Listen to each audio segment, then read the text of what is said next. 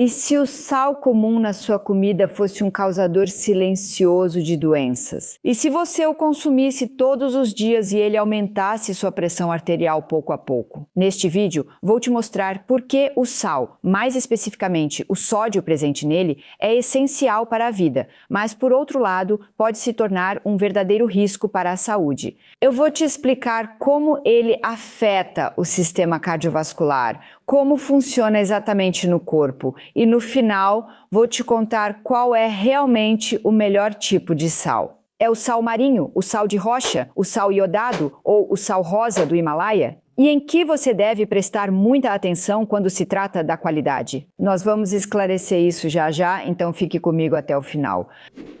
Vamos começar pelo básico. O que o sódio realmente faz no nosso corpo? O sódio é um mineral essencial para a vida, que se encontra principalmente fora das células, no chamado espaço extracelular. E lá ele desempenha várias funções importantes. Primeiro, o sódio retém água, ou seja, onde há sódio, a água o acompanha. E isso é fundamental para o gradiente de pressão entre as células e o ambiente ao redor delas, ou seja, para o equilíbrio hídrico em todo o nosso corpo. Em segundo lugar, o sódio é em parte responsável pela excitabilidade das células nervosas. Ele ajuda na transmissão dos estímulos. Sem o sódio, nossos nervos nem conseguiriam disparar corretamente. Em terceiro lugar, nossos músculos, especialmente o músculo cardíaco, também precisam de sódio para conseguir se contrair. Somente com a quantidade certa de sódio é que o tônus muscular adequado se mantém.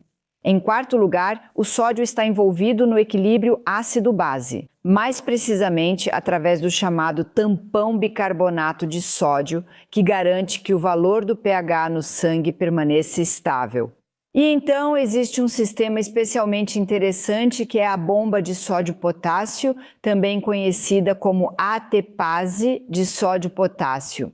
Essa enzima está localizada na membrana celular, ou seja, em cada membrana dos nossos trilhões de células. E garante que 3 íons de sódio sejam transportados para fora da célula e, ao mesmo tempo, 2 íons de potássio entrem na célula. E assim surge um potencial elétrico, o chamado potencial de membrana. E é exatamente isso que precisamos para que os nervos e a excitabilidade muscular possam acontecer. Então, essa bomba é fundamental para o funcionamento de todo o nosso sistema nervoso, mas também dos nossos músculos. E agora fica crítico.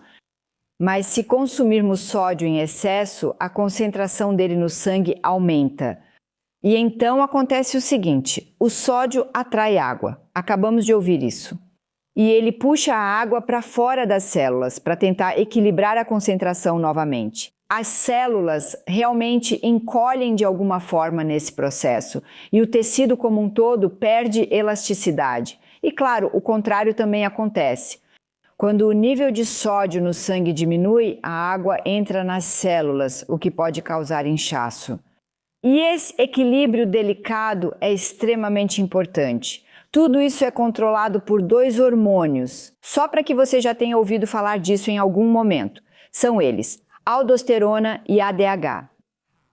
A aldosterona faz com que os rins retenham sódio e, com isso, também água, enquanto o potássio é excretado em maior quantidade. Assim, o equilíbrio do corpo permanece sempre estável.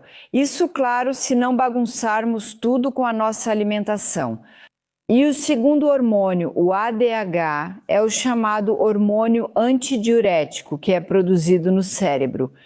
E a reabsorção nos rins é interrompida. Ele ajuda a reter água quando o corpo não está mais desidratado, o que, por sua vez, dilui o nível de sódio no sangue. Talvez você se pergunte, por que o sal é perigoso? É bem simples. Se você consome sódio em excesso por muito tempo, muita água também fica retida no sangue. E isso aumenta o volume de sangue e, naturalmente, a pressão nos vasos sanguíneos. Especialmente em pessoas sensíveis ao sal, isso pode levar diretamente à hipertensão. E estudos mostram, cerca de metade de todas as pessoas com hipertensão reagem de forma sensível a grandes quantidades de sal. E agora entra o potássio em cena. Isso porque ele é o antagonista natural do sódio. O potássio garante que a água seja transportada para fora do sistema vascular. Ele relaxa as paredes dos vasos sanguíneos, ajuda a reduzir a pressão arterial e apoia o metabolismo celular normal e saudável. Uma alimentação rica em potássio é, portanto, fundamental, com alimentos como bananas, espinafre, leguminosas, abacates ou batatas. Quem quer reduzir a pressão arterial de forma suave também pode usar o chamado sal hipossódico. Nesse caso, parte do sódio do sal, ou seja, o cloreto de sódio, é substituída por potássio. Assim forma-se o cloreto de potássio. Também é interessante o que acontece frequentemente durante o jejum ou em dietas, ou seja, no jejum e geralmente em dietas.